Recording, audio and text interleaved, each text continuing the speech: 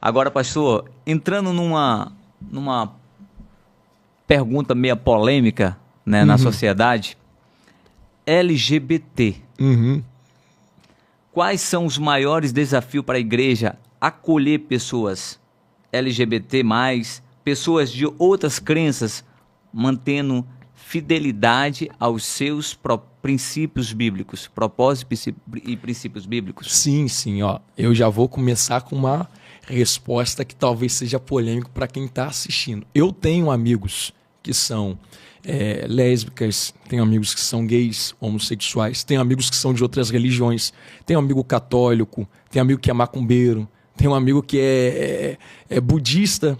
Inclusive, uma amiga minha que foi budista me ajudou muito antes de Deus me chamar somente para ministrar a palavra, há uns 11, 12 anos atrás. Eu prego desde criança, mas tem uns 12 anos que estou na itinerância.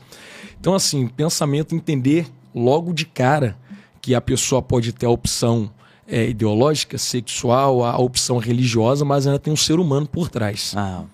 Então, se a pessoa não foi descaracterizada como ser humano, porque nós sabemos que, por exemplo, por que pessoas se explodem para matar outras? Por que pessoas atacam outras? Quem sabe porque elas apontam o dedo para outras dizendo assim, olha, eu não consigo mais enxergar o ser humano por trás. Eu enxergo a ideologia, a religião, a opção sexual. E elas mesmas não percebem que ao fazer isso, elas mesmas estão deixando de ser um ser humano. Então, se eu sou um ser humano, eu entendo que existe um ser humano por trás de cada escolha. E que existem pessoas que foram... Eu até pregava isso um dia. Todos somos construídos de acordo com o ambiente que nos rodeia. Então, a pessoa teve uma construção para chegar até aquele ponto. Ela não caiu ali de paraquedas.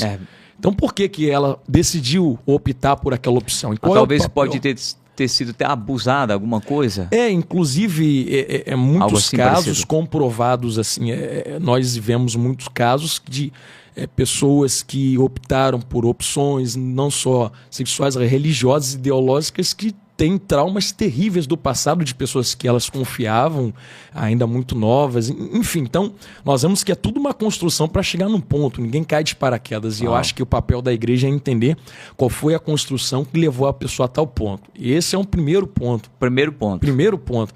Que não é alguém que cai de paraquedas. Ela não apareceu como aquilo. Ela fez uma opção através de uma construção da vida dela. E, logo de cara, um segundo ponto... Se cada pessoa escolhe, eu tenho que respeitar a escolha da pessoa.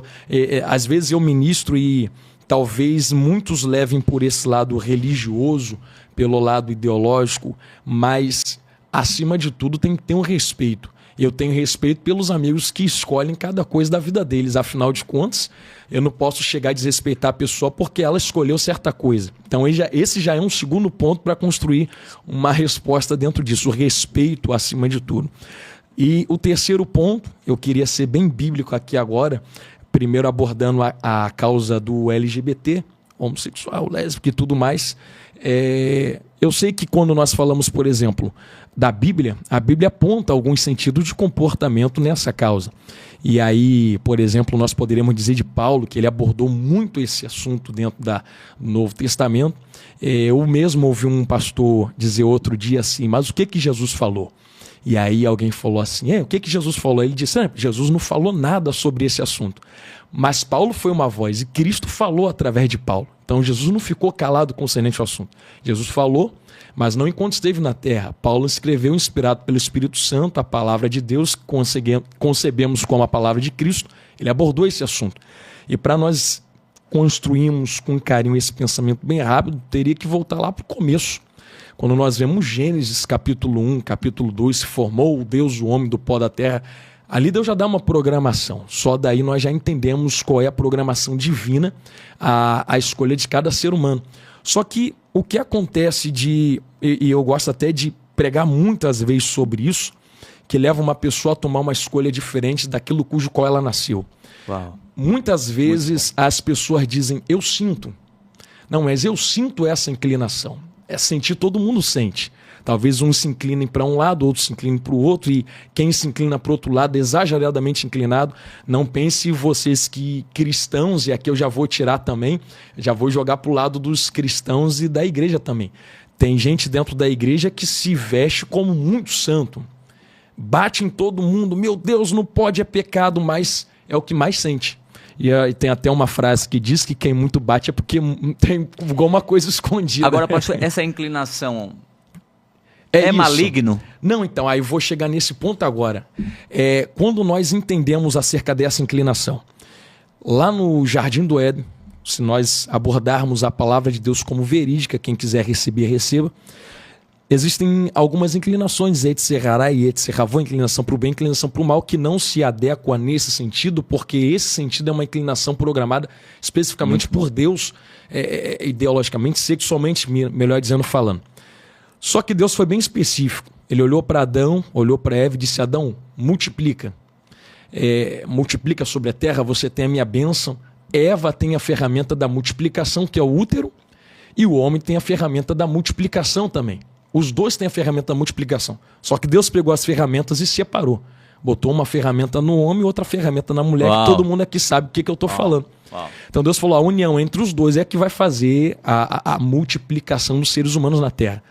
Tem um ponto dentro disso. Quando nós vemos que Deus criou Adão, Deus criou Adão. Deus desceu, botou a mão, criou, e quando nós lemos barro ali dentro da Bíblia é minradama, que significa maná. Eu ministro muito sobre isso às vezes também. Maná é algo que Deus mandava no deserto e depois de um tempo apodrecia. Então, quando a Bíblia diz formou Deus o homem do pó da terra, a Bíblia está dizendo que Deus formou um homem de algo que apodrece, que é carne. Tem determinado validade. E quando Deus cria e coloca essas ferramentas, fica subentendido no texto que é Deus quem cria Adão. E se Deus cria Adão, eu vou me jogar a mim, quem está assistindo, e nós que estamos aqui na mesa. E nós, Deus nos criou também? Será que Deus desce toda hora lá do céu? Tem mais um, vou descer criar. Tem mais outra, vou descer criar de novo. Não, Deus está no trono. Se Deus não cria mais seres humanos... Ele tinha parado. Criou um... Acabou. E agora, que eu sou? Eu não sou criado de Deus, eu sou gerado, recebi permissão para ser gerado a partir da criatura de Deus. Uau. Deus fez uma criatura, que é Adão, Eva, e disse, agora vocês multipliquem, eu não vou ficar descendo toda hora para ficar criando homem, para ficar criando mulher. Então Adão vem gerando. Nós, hoje em dia, somos uma geração que veio da criação. Aqui é que está o ponto.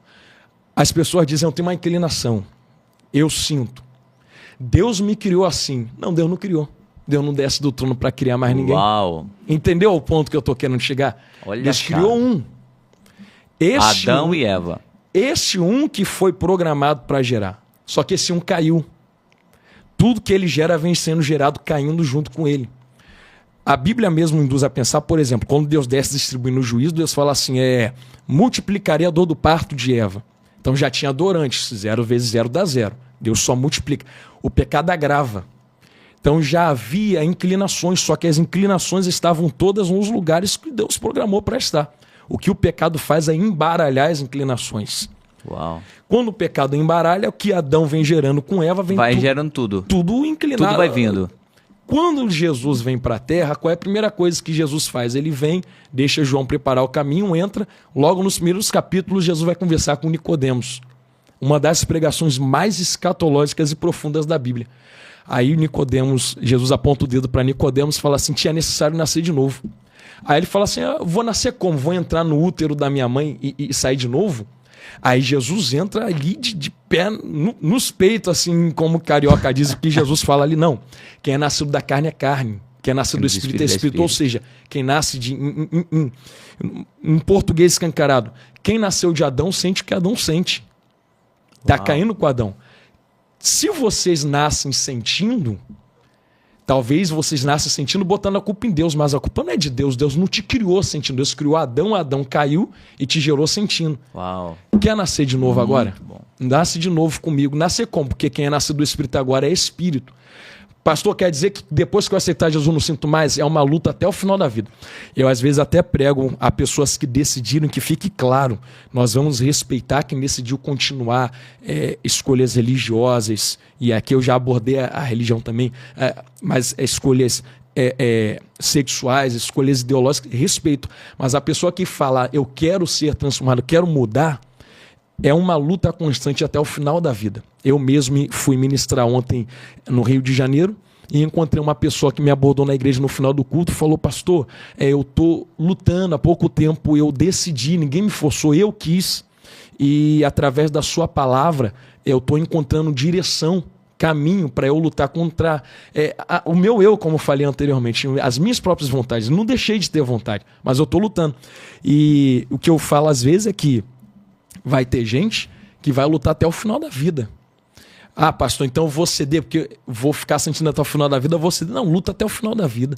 Passou 80 anos lutando e vai e fica com Cristo, entendeu? Se é essa decisão que você quer tomar, então fica firme, luta para abandonar, eu diria assim, não abandonar, mas lutar contra os desejos tomarem conta, só para fechar esse leque aqui agora da questão da religiosidade.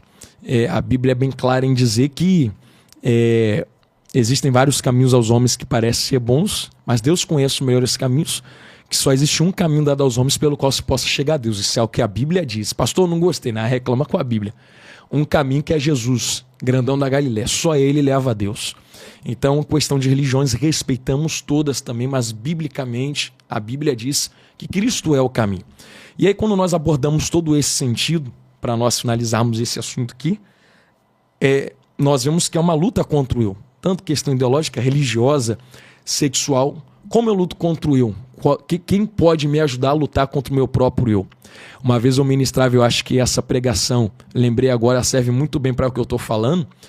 Eu ministrava que quando os discípulos viram Jesus andando sobre as águas dentro da tempestade, teve duas tempestades. Na primeira tempestade, que Jesus está dormindo, Jesus acalma o vento, eles se surpreendem dizendo assim: quem é esse que até o vento e o mar lhe obedece? Tem tudo a ver com esse assunto. A pergunta não é a primeira vez que eles estão com Jesus, já viram Jesus fazer milagre antes. Como é que estão se surpreendendo se sabe quem ele é? Quem é esse que até o vento e o mar lhe obedece? Aí, o contexto é que eles são especialistas em mar, estão vendo a tempestade soprar. Não é a primeira que eles enfrentam, mas aquela tempestade vai vencer eles. Estão dentro de uma tempestade. Existe um contexto de que quem vai para o meio do mar, um marinheiro, é como um guerreiro lutando contra o mar, que é outro guerreiro. Então é valente lutando com valente. Um guerreiro lutando com guerreiro. Só que quando Jesus entra no meio da tempestade e acalma ela, parece que ele inverte, porque qual é a lida nossa de uma luta de um valente contra outro valente, um lutador contra outro lutador, por exemplo, no UFC? Vai os dois pro ringue, fica um socando a cara do outro do lado de fora. Então um valente só luta com o outro exteriormente. Eu não consigo entrar dentro do outro valente para derrotar ele.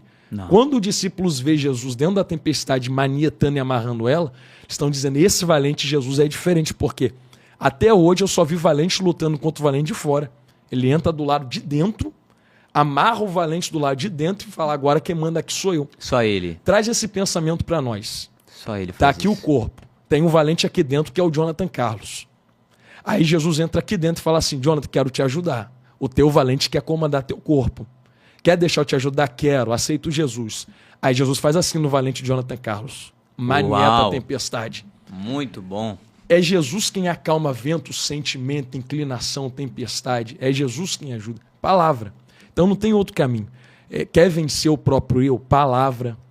Meditação na palavra. Cristo, oração, jejum para queimar carne, não tem caminho. Esse é o caminho para que alguém que queira realmente tomar uma decisão do que está, um caminho diferente do que está tomando. Não tem outro vencer. segredo, né, pastor? É simples, mas é simples, mas muitos querem atalhos e não tem atalho. Tem que é o processo. É o processo, exato. É a palavra que eu estava procurando. Mas, pastor Jonathan, me explica uma coisa. Essa inclinação que o senhor falou, né? Esse desejo vem do maligno? Não, é natural. Natural. Todos nós temos desejos. Quando eu digo o desejo, ele está... Estou falando dessa parte LGBT. Ah, sim. Por exemplo, se o desejo está alocado na posição correta, cujo qual a pessoa nasce, por exemplo, um homem sente desejo por uma mulher sente desejo por um homem, tudo bem, é natural sentir o desejo. Agora, quando o desejo se inclina a uma inclinação que não é bíblica, nós poderemos jogar para o lado maligno, só que o maligno ele não entra dentro de você e te força.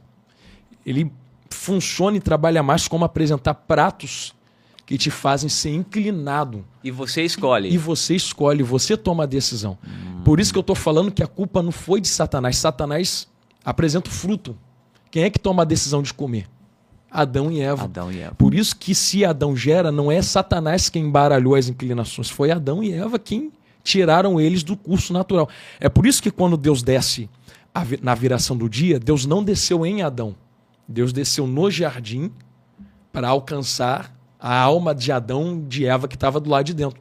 Jesus inverte. Quando Jesus vem na cruz e o véu do templo se rasga, o que ele fala? Ficar em Jerusalém até que do alto seja revestido, porque eu vou mandar um Consolador. Uau. O Consolador não desce mais fora, está habitando aonde? Habitando em nós. Então Deus no jardim desce fora. Mas como Adão embaralha tudo, agora ele quer descer dentro. Habita dentro, mora dentro através do Espírito Santo. Porque é dentro que se manieta a inclinação e a tempestade. Uau.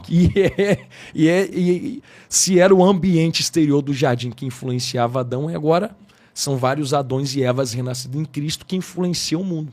Uau, uau, uau. E apresenta a mensagem de Cristo para a Terra. Que explicação.